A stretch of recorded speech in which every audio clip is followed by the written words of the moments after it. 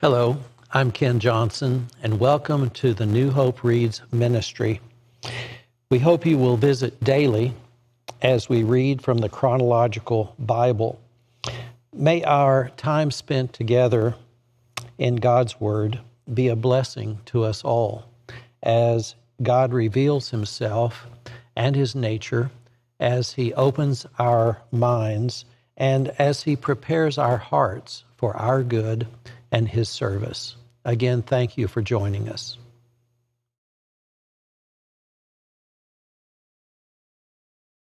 Psalm 75. We thank you, O God. We give thanks because you are near. People everywhere tell of your wonderful deeds. God says, "At the time I have planned, I will bring justice against the wicked. When the earth quakes and its people live in turmoil, I am the one who keeps its foundations firm. I warned the proud, stop your boasting. I told the wicked, don't raise your fists. Don't raise your fists in defiance at the heavens or speak with such arrogance. For no one on earth, from east or west or even from the wilderness, should raise a defiant fist. It is God alone who judges. He decides who will rise and who will fall. For the Lord holds a cup in his hand that is full of foaming wine mixed with spices. He pours out the wine in judgment, and all the wicked must drink it, draining it to the dregs. But as for me, I will always proclaim what God has done. I will sing praises to the God of Jacob. For God says, I will break the strength of the wicked, but I will increase the power of the godly. Psalm 76. God is honored in Judah. His name is great in Israel. Jerusalem is where he lives. Mount Zion is his home.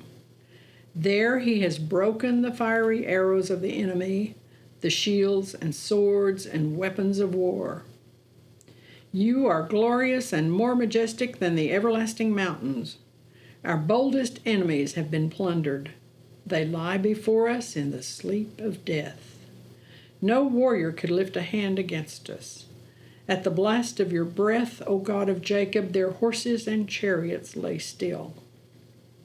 No wonder you are greatly feared.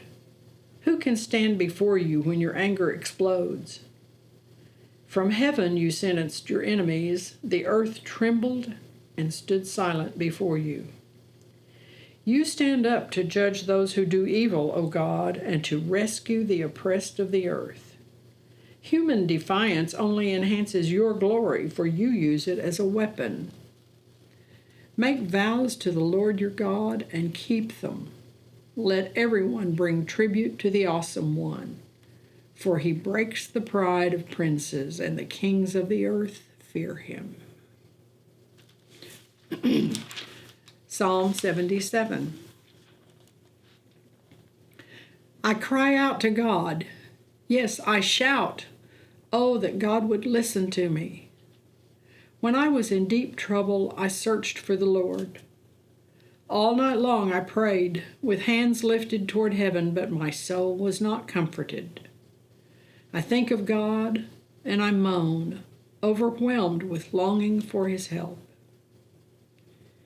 You don't let me sleep. I'm too distressed even to pray. I think of the good old days long since ended when my nights were filled with joyful songs. I search my soul and ponder the difference now. Has the Lord rejected me forever?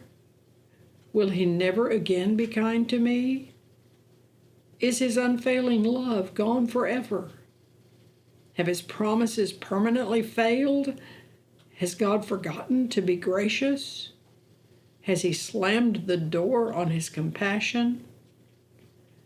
And I said, this is my fate. The Most High has turned his hand against me. But then I recall all you have done, O Lord. I remember your wonderful deeds of long ago. They are constantly in my thoughts. I cannot stop thinking about your mighty works. O God, your ways are holy. Is there any God as mighty as you? You are the God of great wonders. You demonstrate your awesome power among the nations. By your strong arm you redeemed your people, the descendants of Jacob and Joseph. When the Red Sea saw you, O God, its waters looked and trembled. The sea quaked to its very depths. The clouds poured down rain. The thunder rumbled in the sky. Your arrows of lightning flashed. Your thunder roared from the whirlwind. The lightning lit up the world. The earth trembled and shook. Your road led through the sea, your pathway through the mighty waters, a pathway no one knew was there. You led your people along that road like a flock of sheep, with Moses and Aaron as their shepherds. Psalm 78. O my people, listen to my instructions. Open your ears to what I am saying, for I will speak to you in a parable. I will teach you hidden lessons from our past, stories we have heard and known, stories our ancestors handed down to us. We will not hide these truths from our children. We will tell the next generation about the glorious deeds of the Lord, about his power and his mighty wonders. For he issued his laws to Jacob. He gave his instructions to Israel. He commanded our ancestors to teach them to their children, so the next generation might know them, even the children not yet born, and they in turn will teach their own children. So each generation should set its hope anew on God, not forgetting his glorious miracles and obeying his commands. Then they will not be like their ancestors, stubborn, rebellious, and unfaithful, refusing to give their hearts to God. The warriors of Ephraim, though armed with bows, turned their backs and fled on the day of battle. They did not keep God's covenant and refused to live by his instructions. They forgot what he had done, the great wonders he had shown them, the miracles he did for their ancestors on the plain of Zoan in the land of Egypt. For he divided the sea and led them through, making the water stand up like walls. In the daytime he led them by a cloud, and all night by a pillar of fire. He split open the rocks in the wilderness to give them water, as from a gushing spring. He made streams pour from the rock, making the waters flow down like a river. Yet they kept on sinning against him, rebelling against the Most High in the desert. They stubbornly tested God in their hearts, demanding the foods they craved. They even spoke against God himself, saying, God can't give us food in the wilderness. Yes, he can strike a rock so water gushes out, but he can't give his people bread and meat. When the Lord heard them, he was furious. The fire of his wrath burned against Jacob. Yes, his anger rose against Israel. For they did not believe God or trust him to care for them. But he commanded the skies to open. He opened the doors of heaven. He rained down manna for them to eat. He gave them bread from heaven. They ate the food of angels. God gave them all they could hold. He released the east wind in the heavens and guided the south wind by his mighty power. He rained down meat as thick as dust, birds as plentiful as the sand on the seashore. He caused the birds to fall within their camp and all around their tents. The people ate their fill. He gave them what they craved. But before they satisfied their craving, while the meat was still in their mouths, the anger of God rose against them, and he killed their strongest men. He struck down the finest of Israel's young men. But in spite of this, the people kept sinning. Despite his wonders, they refused to trust him. So he ended their lives in failure. their years in terror. When God began killing them, they finally sought him. They repented and took God seriously. Then they remembered that God was their rock, that God Most High was their Redeemer. But all they gave him was lip service. They lied to him with their tongues. Their hearts were not loyal to him. They did not keep his covenant. Yet he was merciful and forgave their sins and did not destroy them all. Many times he held back his anger and did not unleash his fury. For he remembered that they were merely mortal, gone like a breath of wind that never returns. Oh, how often they rebelled against him in the wilderness and grieved his heart in that dry wasteland. Again and again they tested God's patience and provoked the Holy One of Israel. They did not remember his power and how he rescued them from their enemies. They did not remember his miraculous signs in Egypt, his wonders on the plains of Zoan. For he turned their rivers into blood so no one could drink the streams. He sent vast swarms of flies to consume them and hordes of frogs to ruin them. He gave their crops to caterpillars, their harvest was consumed by locusts. He destroyed their grapevines with hail and shattered their sycamore figs with sleet. He abandoned their cattle to the hail, their livestock to the bolts of lightning.